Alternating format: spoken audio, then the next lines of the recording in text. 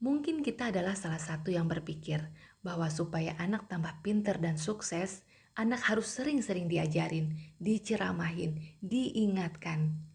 Padahal dalam ilmu mengembangkan sumber daya manusia, kita mempunyai banyak teknik untuk mengembangkan potensi anak kita.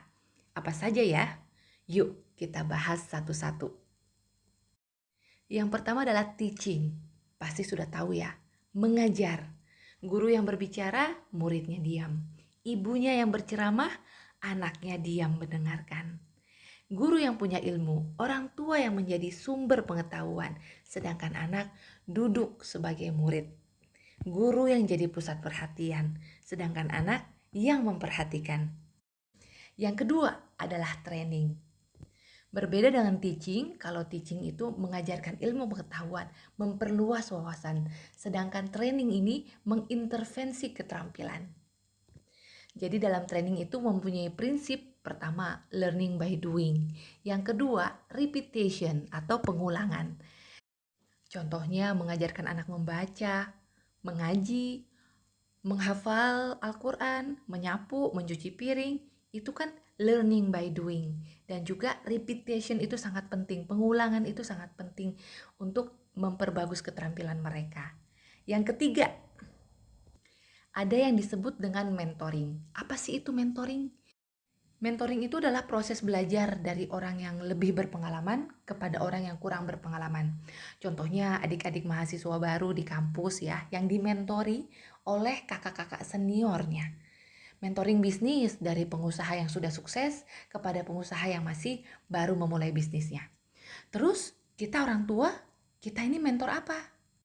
Tentu saja kita adalah mentor kehidupan buat anak-anak kita. Yang selanjutnya itu adalah konseling. Orang bilang sih tempat curhat. Begini, peran konseling dalam pendidikan itu seperti ini. Kalau teaching, training, motivating, atau mentoring, membuat anak nilainya yang tadinya 1 menjadi 2 plus 2 plus 3 plus 4. Kalau konseling itu beda. Anak yang butuh di konseling ini ada di daerah minus. Pada saat itu anak berada di daerah minus, lagi sedih, lagi galau. Ibarat perseneling mobil itu dia dalam posisi mundur.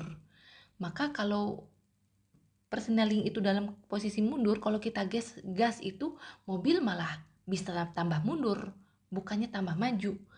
Makanya peran konseling di sini adalah mengembalikan posisi perseneling itu menjadi netral. Kalau sudah netral, kita bisa rubahnya ke perseneling 1 dan juga bisa kita gas, anak bisa maju ke depan. Jadi dalam sesi konseling ini kita membantu anak untuk menghilangkan kendala-kendala yang membuat dia tidak produktif, yang membuat dia tidak semangat belajar atau semangat untuk mengejar prestasinya. Kemudian coaching. Nah, coaching ini juga beda nih.